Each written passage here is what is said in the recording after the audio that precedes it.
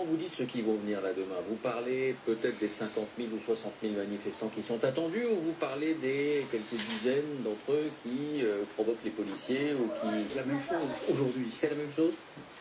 Après 8 samedis, on ne peut pas. Le premier samedi, on pouvait dire, il y a des casseurs qui ont infiltré les gilets jaunes, et peut-être encore le deuxième samedi.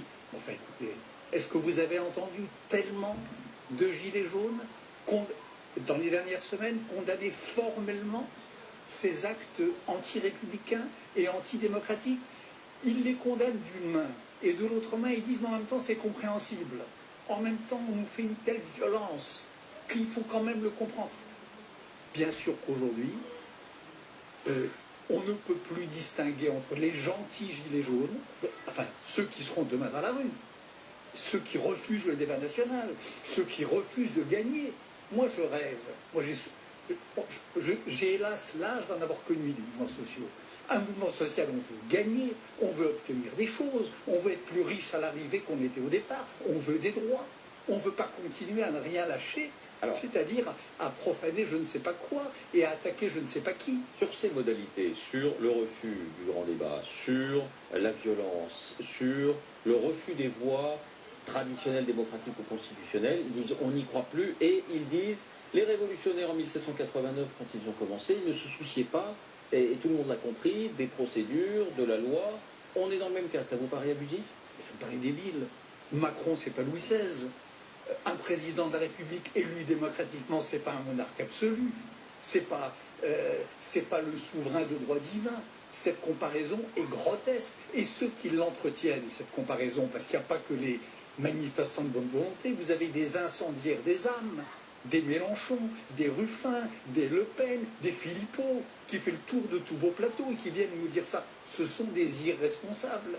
Ce sont des irresponsables. Ils mettent le feu dans les esprits. On ne peut pas comparer la situation d'une démocratie moderne à un régime absolutiste où il faut prendre la Bastille pour acquérir des droits. Pour vous, au fond du fond, les Gilets jaunes, c'est une pulsion ou aujourd'hui, c'est une pulsion ou c'est un révélateur d'un malaise, peut-être celui qu'on voit dans cette enquête du Ceviport dont on parlait tout à l'heure? Les Gilets jaunes, au départ, c'est une colère populaire légitime. C'est des gens qui n'ont pas assez de droits, qui sont traités injustement et qui l'ont fait savoir et qui ont voulu se faire entendre. Ils ont été entendus.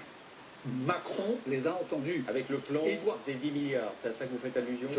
Je fais allusion au plan des 10 milliards et je fais allusion à ce Grenelle citoyen, Grenelle de type nouveau. C'est une procédure de consultation démocratique inédite qui va s'ouvrir. Entrons dans cette négociation, voyons ce qui en ressort, prenons ce qu'on peut prendre. Voilà moi ce que je pense qu'un gilet jaune responsable devrait faire aujourd'hui, et pas de dire comme ces agitateurs, et encore une fois ces pyromanes, ces incendiaires des esprits, continuez, ne lâchez rien, casser du flic, casser du journaliste. Voilà, on est dans une autre logique. Ouais, ce qui vous agace beaucoup aussi, Bernard-Henri Lévy, c'est la complaisance dont, dans le débat public, on ferait preuve à l'égard de ces gilets jaunes. Qui visez-vous, à part ceux que vous venez de citer? Vous parlez des médias, vous parlez des commentateurs? Oui, oui, je vise les chaînes d'information en continu, où j'ai vu pendant toutes ces semaines des représentants autoproclamés, et puis déniés, et puis menacés de mort, et puis revenant, dont la parole était une espèce de parole sainte, sanctifiée. C'est pas vrai. On ne peut pas procéder de cette manière. Les paroles, toutes les paroles ne se valent pas. La parole de quelqu'un qui vous dit on subit une telle violence qu'il est légitime de casser la porte d'une maison de la République qui est un ministère, ça ne vaut pas la parole de ceux qui étaient autour de cette table tout à l'heure. Ce n'est pas la même chose. Toutes les paroles, ça c'est la maladie qui est née des réseaux sociaux modernes. Les réseaux sociaux sur Internet, une parole vaut une parole, toutes les paroles s'équivalent, et là, on entre dans une logique qui est extrêmement dangereuse. Pas seulement les fake news, tout le monde parle des fake news. Il y a plus que ça. Il y a le nivellement. Oui, la démocratie de la parole, c'est bien, que chacun ait droit à la parole, c'est formidable, mais que toutes les paroles se valent, que la parole d'un homophobe valent la parole d'un démocrate, que la parole d'un raciste ou d'un type qui arrête un camion à Calais en faisant le boulot des douaniers valent la parole de quelqu'un qui a le sens de l'hospitalité. Non, c'est en République et en démocratie, les paroles indignes n'ont pas la même valeur que les paroles civilisées. Donc pour vous, les journalistes ont été trop complaisants avec les représentants des Gilets jaunes qu'ils invitaient? Oui, ils ont été trop... Vous savez, il y a un mot dans le langage de la communication que je déteste, qui est le mot partenariat. Je pense que un grand nombre d'organes d'information se sont conduits en partenaires de ce mouvement autant qu'en décrypteurs. Voilà. Or, le travail, même quand ça va vite, alors je sais que ça va à une vitesse folle, qu'on n'a pas le temps de vérifier probablement en continu, n'empêche qu'il y a eu ce sentiment parfois d'une espèce d'excitation collective, et qu'on avait tous d'ailleurs. Combien, soyons honnêtes, ceux qui nous écoutent, combien étions-nous le samedi, à partir de 9 h du matin, scotchés sur notre écran de télévision, en se demandant qu'est-ce que la telenovela du jour allait nous offrir? Quel est l'incident nouveau dans le grand spectaculaire intégré au sens de Guy Debord qui allait survenir? Bien sûr qu'on est tous responsables, pas les journalistes, y compris nous, y compris les spectateurs, y compris les commentateurs. Voilà, bon, vous savez qu'ici, la parole est totalement libre et la preuve, la critique des médias et même de notre travail fait évidemment partie du débat public. Cela dit, quand je vous entends, j'ai l'impression qu'on leur a ouvert le micro sans jamais les remettre en cause sur leur représentativité, sur les opinions, sur le désordre qui représentait ce mouvement et encore moins sur les violences. Bien sûr. D'abord, j'ai bien dit... oui, bien sûr. Mais bien sûr que c'est... Mais tout ça va tellement vite en même temps. Évidemment qu'il y a l'esprit de suite et qu'on remet en cause, etc. Mais enfin, il y a des choses qui ont été dites. Il y a des choses qui ont été... Il y a des propos qui ont été proférés. Petite question, Bernard-Henri Lévy. Vous avez bien conscience qu'avec ce coup de colère, vous imaginez ce qu'on va dire. Ah, Bernard-Henri Lévy, qui incarne cette élite, dans son du terme, peut-être culturelle, intellectuelle de ce pays, du haut de son savoir, eh bien, c'est très facile pour lui de critiquer ceux qui sont en bas, ceux qui essayent de se faire entendre. Dans un peuple, il y a aussi des intellectuels, pardonnez-moi. Et en effet, c'est pas du haut de mon savoir. Moi, je sais, par exemple, parce que je connais l'histoire de France, je sais que l'idée qu'on entend aujourd'hui, que la démocratie, c'est le peuple souverain, c'est pas ça, c'est pas vrai. C'est pas ça. Non, parce que d'abord, un souverain, quel qu'il soit, il n'est pas un souverain absolu. Il est le roi, il était limité par la loi transcendante. Le président de la République, il est limité par le Conseil constitutionnel. Le peuple souverain, lui aussi, sa souveraineté a des limites. C'est le respect des minorités, c'est le respect dû aux journalistes, c'est le respect dû aux institutions de la République. Ça ne veut rien dire, cette histoire. Alors c'est peut-être du savoir, mais je vous le dis, même Robespierre pensait cela. Même Robespierre, après les massacres de septembre, a compris qu'il fallait en effet faire très attention au fait que l'idée du peuple souverain pouvait amener aux actes les plus extrêmes. Alors voilà une idée qu'en effet, il faut... Et le référendum d'initiative citoyenne ? Je suis absolument contre. Regardez l'exemple du Brexit, c'est très intéressant.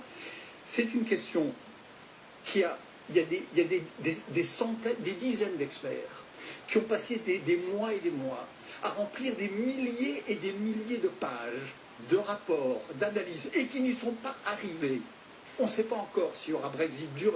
Et qu'est-ce qu'on a fait? On a fait un référendum où on a demandé aux gens de répondre par oui ou par non. Mais parce qu'au final, est-ce que ça n'est pas quand même la décision d'un peuple que de sortir ou de rester dans l'Union européenne? Oui, même s'il y a des grandes complexités. Mais le référendum, ce n'est pas une décision avec délibération. La délibération démocratique, puis la décision.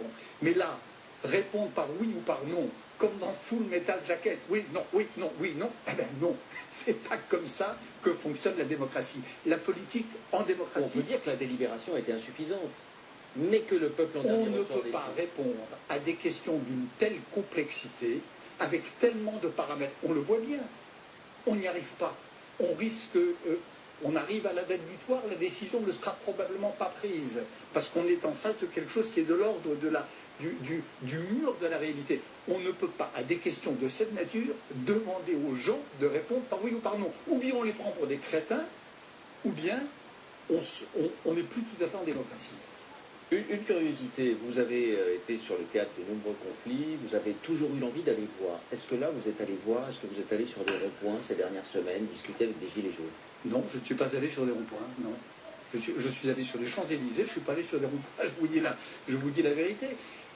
Les ronds-points, il s'est passé deux choses, ça dépend des ronds-points.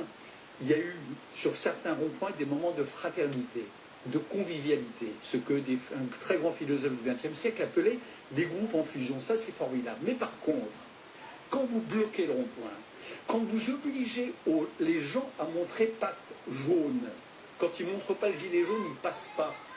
Pardon, mais je n'ai pas besoin de discuter, je sais à qui j'ai affaire. J'ai affaire à des factieux, j'ai affaire à des gens qui ne partagent plus mon idéal républicain.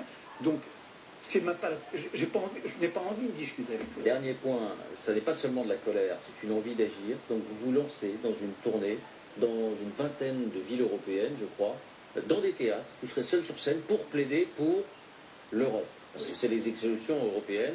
Et vous vous dites, l'Europe, peut-être pas l'Europe telle qu'elle est, il faut la réformer, il faut la changer, mais l'Europe, c'est la solution. En quelques mots, comme si vous étiez sur scène, votre pitch, comme on dit aujourd'hui, que diriez-vous? Qu'est-ce que je dirais? C'est qu'en effet, l'Europe telle qu'elle est, elle ne marche pas. Il faut la revivifier, il faut la revitaliser, il faut la réinnerver, mais que c'est la seule solution. Moi, je dirais la seule solution, que les questions qui sont posées, les vraies questions qui ont été posées par les Gilets jaunes, qui sont les questions de la justice, qui sont les questions de la fiscalité, qui sont les questions de la sécurité, toutes ces questions-là, si on se replie sur le cadre national, on est sûr qu'elles ne seront pas résolues. C'est pas possible. Vous ne pouvez pas à l'ère de la finance mondialisée, à l'ère des désordres climatiques, à l'ère du phénomène migratoire, il n'y a pas un pays, c'est comme ça, qui puisse y répondre. Autrement dit, comme disaient les philosophes grecs, l'agora, le lieu où on délibère, on est passé à une nouvelle époque de l'histoire, ça ne peut plus être l'espace de l'État-nation, ça ne peut être que l'espace de l'Europe. Et j'ajoute... Sauf qu'on n'est pas arrivé, Bernard-Henri Lévy, à faire de l'Europe une entité démocratique. C'est la raison pour laquelle j'entreprends à partir du début du mois de mars cette modeste tournée ou croisade européenne pour essayer en effet d'apporter ma petite pierre à cette démocratisation de l'Europe. J'ajoute que la France, les gens ont beau dire tout ce qu'ils veulent, 86%, je ne sais pas quoi, pour l'instant, de défiance. Hein, pour l'instant, elle est attaquée, notre modèle de société est haï par M. Trump, est attaqué par M. Poutine, est attaqué par les terroristes islamistes, est attaqué par le sultan Erdogan, ce grand démocrate devant l'éternel. Et je passe le chinois qui lui nous a déclaré une guerre commerciale. La seule façon de résister à ces 5 forces-là, c'est en effet de construire un ensemble cohérent qui aille de l'avant et qui s'appelle l'Europe. Je ne vois pas d'autre solution. C'est l'Europe ou le chaos et plus de misère et plus de chômage et plus d'abaissement pour la France. Je pense profondément cela. Merci Bernard-Henri Lévy d'avoir été notre invité ce soir. Merci d'avoir